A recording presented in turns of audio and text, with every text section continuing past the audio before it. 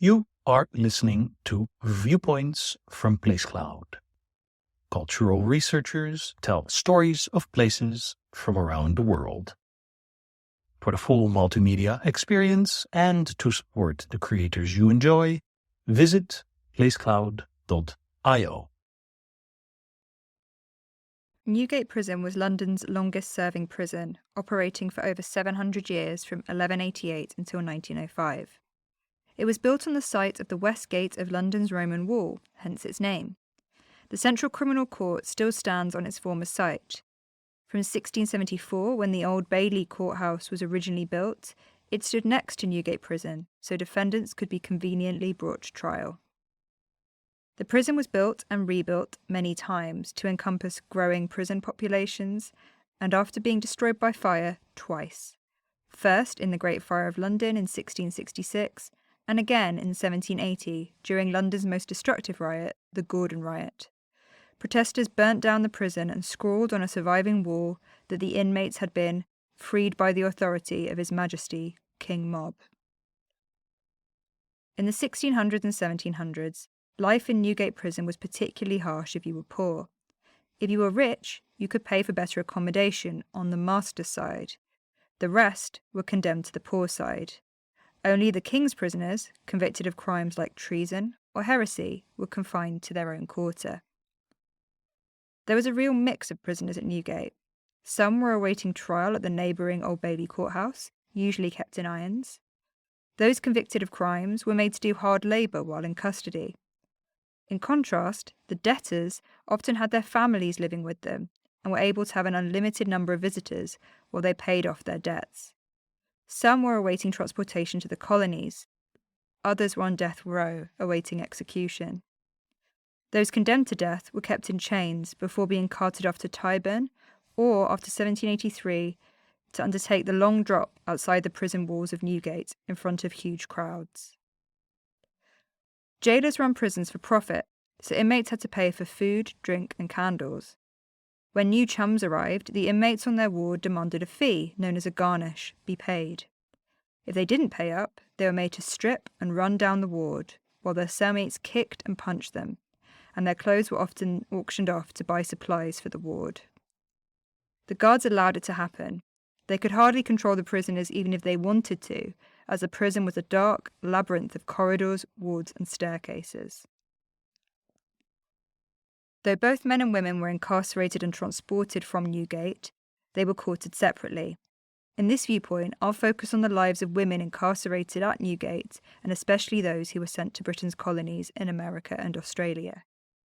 Less women were convicted and transported to the colonies than men, in part because women appeared less frequently as defendants, but also because judges were reticent to remove women from their family, whether parents, husband, or children. Possibly the most famous fictional female transportee is Moll Flanders in Daniel Defoe's 1744 book. Moll is born in Newgate Prison while her mother awaited transportation to the American colonies. Moll grows up alone, embarks on failed marriages, leaves her children behind, and turns to thieving and prostitution to survive. She is the stereotype of the female criminal as a failed wife and mother. Her descent from ideal womanhood to sex worker was considered a great moral failing by the standards of the time. When Moll received a second conviction for stealing, she is sentenced to death. She receives a pardon from death row only on condition of being transported to Virginia. Moll's story mirrors reality. Most women were transported to the colonies on charges of theft, though they were often falsely believed to also have been prostitutes. It was also common for women to be transported only after a repeat offence. Moll is transported to Virginia and sold, along with her former husband, also a convict, to a tobacco planter. At this time, men would have worked in harvesting the tobacco, and women usually worked as domestic servants inside the house. As a workforce, convicts worked alongside enslaved Africans, but unlike slaves, convicts could gain their freedom after serving their sentence. Once Moll and her husband earn their ticket of leaves, they buy land and live together in America, and are reunited with their long-lost son. Defoe clearly frames Moll's experience of punishment as a journey of reformation and return to respectability as a wife and mother.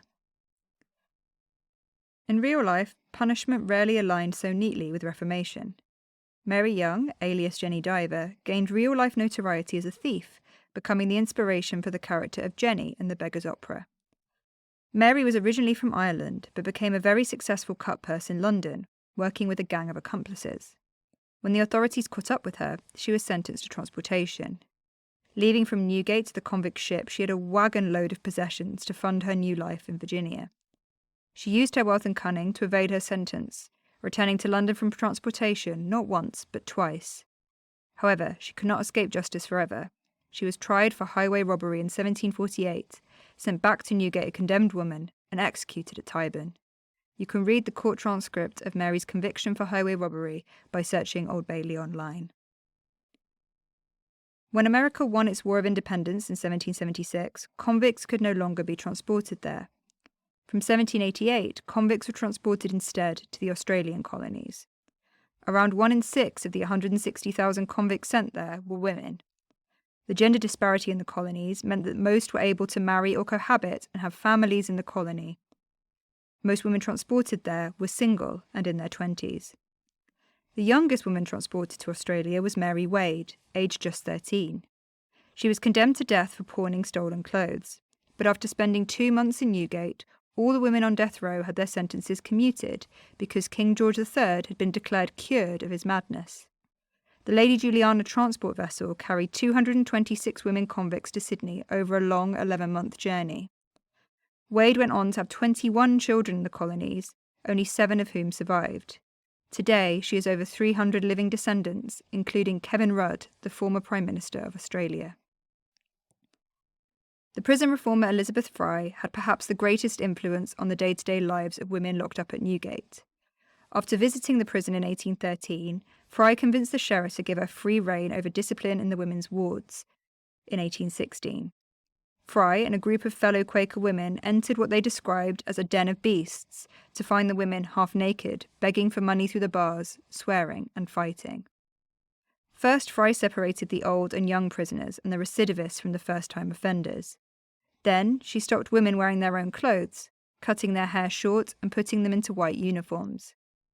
The women prisoners were also put to work, sewing in small groups, with an elected inmate acting as a monitor over the others. Some of the inmates also worked as teachers in the prison school they established for the children of the inmates. Thomas Folwell Buxton, the MP, abolitionist, and Fry's brother-in-law, said that Elizabeth had turned a hell on earth into a well-regulated manufactory. Fry became a minor celebrity. Queen Charlotte stopped and spoke to her at a social gathering, and people from the social elite began visiting her Sunday sermons at Newgate Prison to witness the transformation of the convict women firsthand. By 1817, the Prison Discipline Society was founded to support Fry's work. Fry successfully instituted a number of changes for women sentenced to transportation. Women were moved from Newgate to the convict transport ships in open carriages, where they were pelted with mud and jeered at by the public. By 1817, Fry had ensured these women were moved instead in closed hackney carriages without chains. Fry also gave all the female prisoners fabric scraps and sewing tools to give them something to do during the long voyage and practice a skill that would hopefully help them gain employment. These changes had dramatic results on the women themselves. They no longer smashed up their cells the night before leaving for transportation. Describing her own work as a reformer, Fry wrote, "I have done nothing that ought to astonish you. I have no other merit than that of having hazarded a moral experiment, of a system of mildness and kindness on souls quite strange to those impressions. However hardened they might be, most of them have been victims." Today, it is clear that most of the women in Newgate were victims of poverty and circumstance who suffered from separation from their friends and family back home when they were transported abroad to distant colonies.